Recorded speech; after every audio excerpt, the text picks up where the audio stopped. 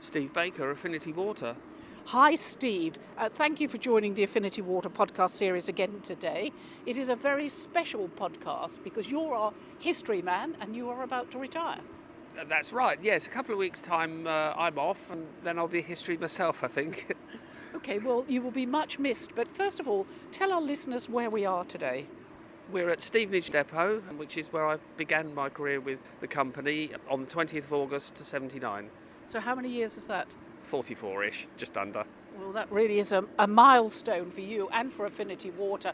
Now, we're standing in front of a building which has above it 1934. Just explain what it is. This is Brooming Green Pumping Station. Not many people know it's actually called that, but in 1935 this was in the middle of a cornfield. And one of a number of pumping stations that Affinity Water has across the southeast of England.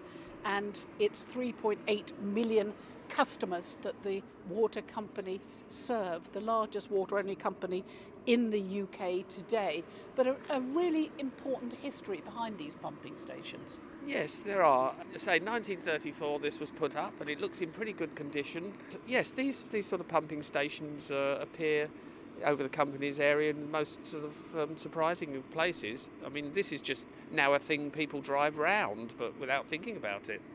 And there's a lot of civil engineering, even chemical engineering within the water industry. Do you think that people appreciate how water works? In general, no. Most people are pretty unaware of what it takes to get the water to the tap. Now, I've described you as the Affinity Water history man.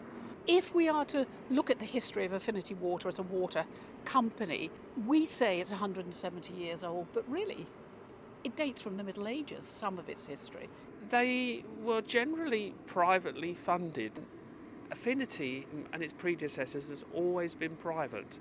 This site where we're at now is Lee Valley, which was privately funded, set up in 1959. And then you had, we've discussed before, Barnet and Luton. Luton was taken over by Lee Valley in 1973. And so if you look at the shape of our company, it's a very odd shape really, because it was all takeovers and amalgamations. But despite all of this, essentially it's private still. Steve Baker? He's our history man, isn't he? Now, this brings me on to your own history with Affinity Water. You joined at this very spot in Stevenage. It was Lee Valley. This company provided water for Stevenage, Hitchin, Letchworth, right down to Welwyn Garden City, Barnet. But within that company, because that's quite a big area in itself, Harlow again, by the way, was divided into divisions. So this was Stevenage Division, then you had Barnet Division, Harlow Division and Luton Division. So I work for Stevenage Division. So it was originally Lee Valley. That's right, Lee Valley, set up in 1959, and it was operated from wooden offices made of Swedish wood. The building, I understand, was meant to last 10 years, but it lasted 30 odd.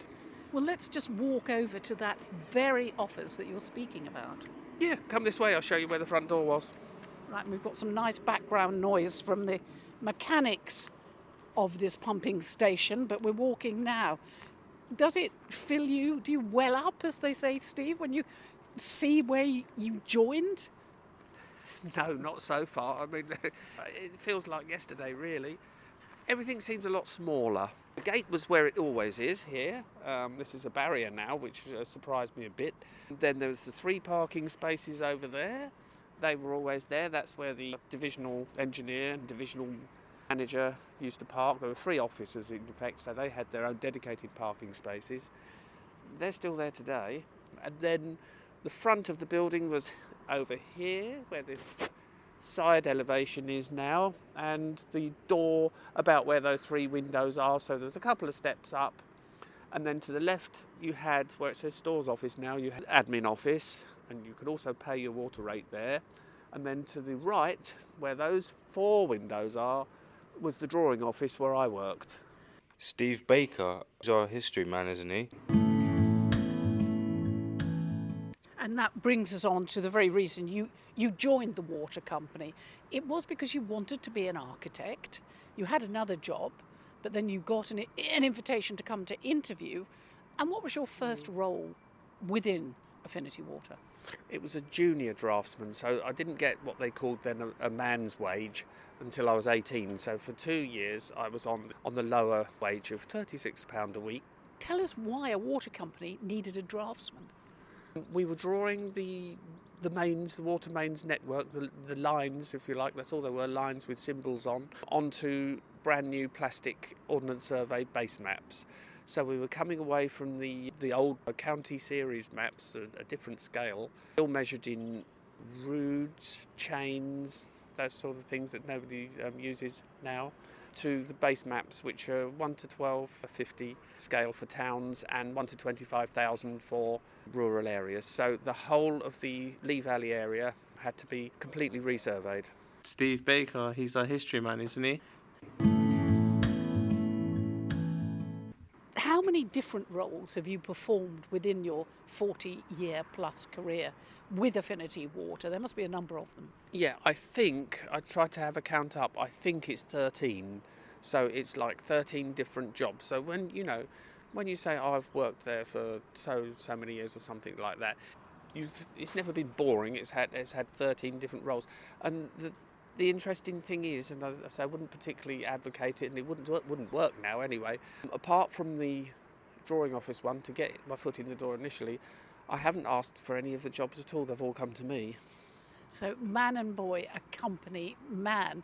What's the most interesting role that you've performed? You liked drawing. You said you wanted to be an architect, which perhaps your colleagues don't know. The most interesting role, well, they've all been interesting to a large degree, but a different one, really, complete departure from the usual work, was for 2 years, would have been 1987 to 89. I got handed the keys to the general manager, the CEO now. Would I be their chauffeur, basically? Got me out of the office. It was in the 80s. We were going to London every day to meetings, Cafe Royal. The best day was we went to Beaconsfield. The director had to go to a meeting at a hotel, and I had the afternoon, on a blazing hot sunny afternoon, around Beaconscott Model Village. So I had a whale of a time, really, for those 2 years. And you do find things interesting. Should I say that perhaps the rest of us wouldn't notice? Now, you're often looking at the ground because you're looking for what we would call manhole covers, I suppose. Yes. But you're really into the history of how they were made and where they were placed, including our own pipework. Yeah. And also, when you look at buildings, postmodernist buildings, your curiosity seems to know no bounds, Steve. Thank you. I like buildings to be of their time. Just today we had from one of our CSTs a sluice valve cover sent in. I think there's actually a society for covers. And they are quite interesting. And there was one made, now I've forgotten the company name, and we used to use the company for various things years ago, fairly locally to Stevenage anyway. The cover had Biggs Wall, Biggs Wall, on it. And I thought, oh, I remember that company. It's one of the ones that I've just kind of forgotten about. The cover was quite interesting, but even more interestingly, you mentioned sort of brutalist architecture. Their headquarters, which was in Arlesey, just near Hitchin, it's not in our area, unfortunately, just out, literally just over the border, was the most brutalist concrete architecture you could imagine. It belongs to something like Brunel University in A Clockwork Orange or something like that. Totally out of place in a Bedfordshire village, but in the right place it's quite stunning. And just one thing leads on to another. The cover led on to who made it, where were they based, and so on. I find it interesting anyway. A natural history man. Let's just take a break. Hi, I'm Catherine Brooks, and I just wanted to say thank you to Steve for all of his amazing work he's done for us. He's our on-site historian, and the artefacts he finds and the photographs and the stories he tells has just been so important to us as a business. It's been fantastic looking back and seeing what we've achieved. And so, Steve, anything else that you think we don't look at, but we should look at. As I said, it's a proud engineering history that Affinity Water has, going back many years. I think the changes are noticeable. I mean, from when I came here, the biggest difference was everything was strictly for business, strictly utilitarian. So everything was quite literally grey. The vans were grey, the uniform was grey, and there was no... We were there to do a business and we were there not to be noticed, really. But in this day and age, and it's happened spectacularly in the last couple of years, as you can see behind me, the whole image has changed. We now have these quite gleaming vans, which are incredibly clean considering the weather we've had the last few months. Perhaps they're easier to keep clean, the colour, I don't know. And now they look quite stunning and sort of at your service. I haven't mentioned something I know that you told me earlier, because we visited water towers in the region as part of our history series, but introduction to Affinity Water, there was one, wasn't there? There was. It didn't happen for a few months, as it doesn't the same now. I joined in August, 20th of August 79, and it was a big trip out. You know, I forget how I got there now. I drove, I think, by then, having failed 5 tests, but I did eventually drive. To Hatfield, we were at the social club, and it was very much lectures, if you like, on the different departments. And I do remember quite a sumptuous buffet, and it was enjoyable. We didn't go to any company sites like I believe they do now. And what about your memorable moments? I mean, is there anything that stands out in that 40-year career with Affinity Water? I mean, we talk about apprenticeships today. It's a skill-based business with one person sharing their skills and developing others. And that's something that, again, people don't appreciate.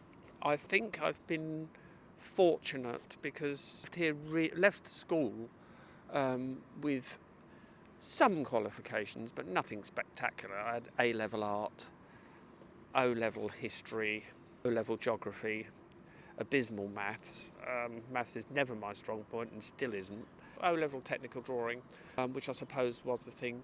But the way I came here, I mean, I was only 16 and I had my drawings to show what I could do, and literally drawn on the back of old wallpaper. No collar and tie, couldn't afford it. I did have a jacket. Apparently I'd beaten 30 other people to the role, and I think I've been lucky in a sense because I've done a lot of jobs over the years, not all of which I can remember, that I know simply wouldn't get because you'd need a degree in this and a degree in that.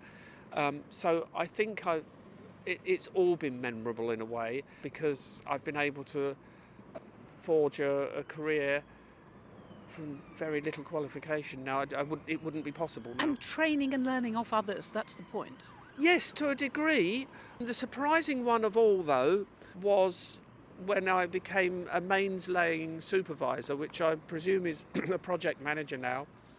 I hadn't had any experience in that at all. I had been out on sites with somebody else, but not, oh, you do it this way and you do that and you measure the mains and so on. I was very, very lucky in a sense, and that's really why I've always held respect for the gangs and people that work out in the field. They helped me, actually. They realised the position I was in, and then that in turn gives you the confidence, and then you take it from there. So I believe it's teamwork. It's teamwork. That's something that's mentioned over and over again in this podcast Exactly. series about Affinity Water, the sense of team. Yeah, I've never stressed rank. It's teamwork.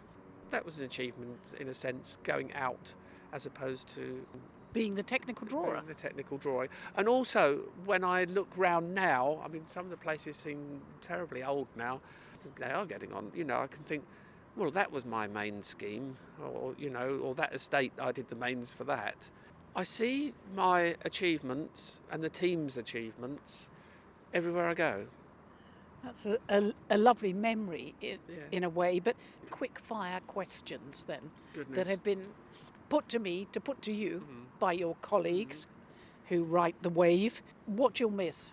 I'll miss a lot of the people. I'm inspired by a lot of people, and they're not necessarily the older, experienced ones. There's a lot of young people that are coming into the company. You know, they're an inspiration. You see the way they work and their speed, and you know, it certainly leaves me standing, really. I mean, I may have my own sweet way of doing things, but the use of technology. Okay, your lasting legacy, can I guess at this? Will it be those maps that you originally drew as a technical drawer within the Affinity Water archives? Because I presume they'll have the SB initial on, and one day people will think, who was that? Yeah, there's a few about, I know that. I recalled quite recently my grandfather, who was an electric power station manager, whatever that title is, actually gave the plans locally of the water mains to this company in 1959. Gosh, that's quite something. So we still actually use some of the, it's not the same plans, but the data has transferred from those times. My grandfather, Alexander Neville Baker, who knew Mr. Darnell, who was the divisional manager here, and handed over the plans of the water mains to Mr. Darnell in 1959. Gosh, that is quite something, isn't it? Sort of, it's not just man and boy. No. It spans the generations within your family too. And I think that brings us back to the pride in water, doesn't it? That have you been proud of working for Affinity Water? Oh yes, of course I have, and it's been very good to me. And I think there's something different about water from electric, telecom, any other utility, gas.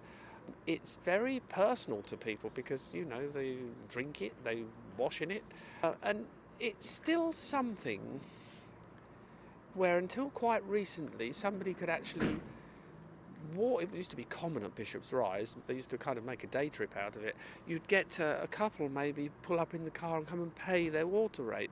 I still think there's something more local than, say, ringing up your telecom provider or your Sky or Virgin or whatever.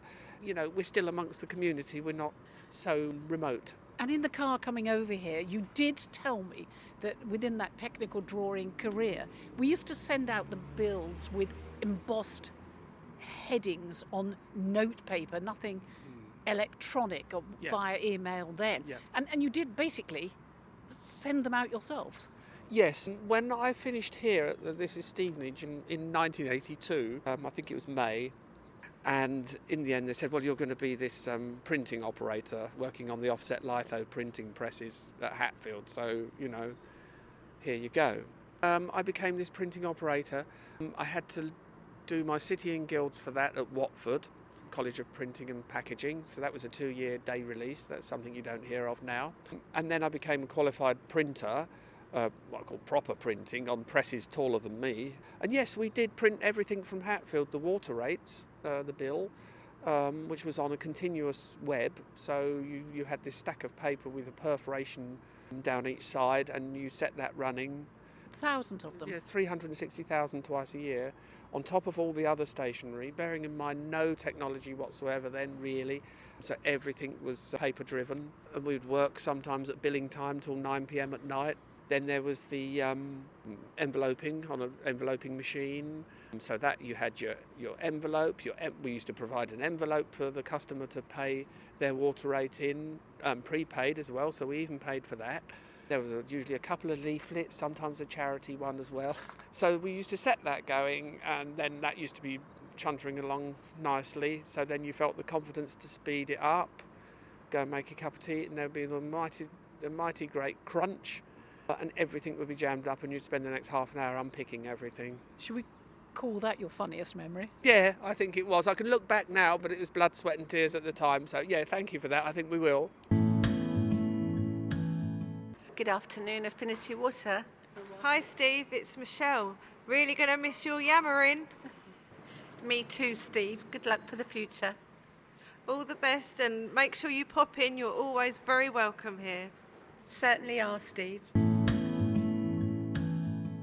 Steve, I don't want to end this podcast because we've been all over the region with you telling Affinity Water's history. As I said, we've been to water towers, we've been to fields with pipes running over, we've looked at labels on bridges, we've looked at manhole covers, but the one that stands out for me is when we traipsed across a field with you holding a map rather enthusiastically, and we found a rail line that used to be owned by the company. We did. That was at Colne Valley. We went to the end of a very long road, a well-known road in Watford called Vicarage Road, didn't we? Yep.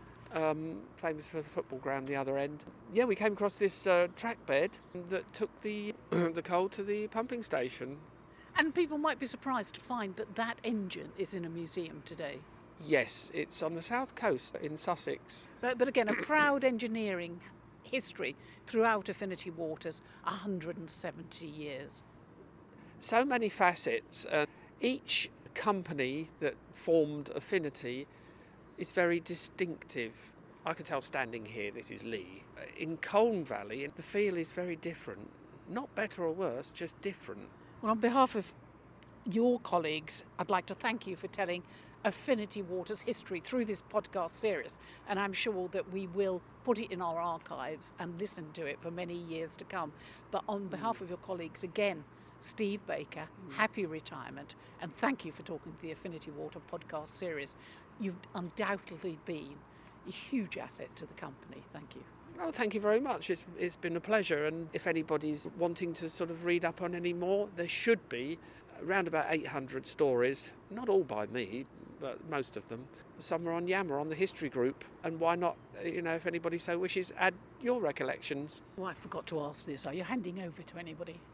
No, it was never designed to be mine as such, believe it or not, although I am the main writer of it. It was designed to be a forum in which anybody could dip in anyway, so I hope there's a few contenders out there that I think will add bits and pieces, and I hope they do. And perhaps have your enthusiasm for when you see an old photo to go in a frame that perhaps we might think, oh, we'll dump this. You went into rooms and saved the history, didn't you? You're very much a hero of Affinity Water's history. Yeah, well, I'm sure there's others to follow. Thank you, Steve. Okay, thank you. Bye for now. Bye, Steve. Bye, Steve. Bye, Steve. Bye, Steve. Bye, Steve. Hi Steve, it's Fiona here. I'm sure I'll see you at the cinema soon.